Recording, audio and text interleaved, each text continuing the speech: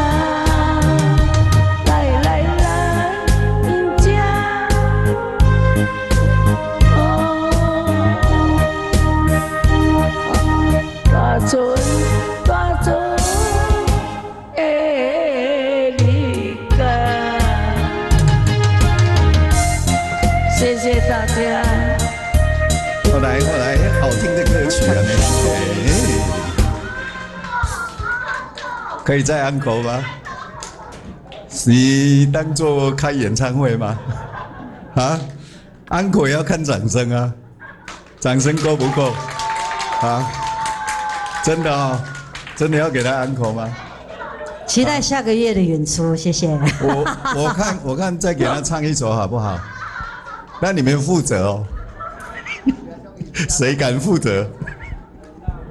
我跟你讲吼，你唱歌偌厉害，你知唔知？你唱歌无一个敢坐哩，你要看遐空空，你看，大家拢爬起来徛你面头真前，的，嗯，你知唔知？哦，而且有够幸福呢。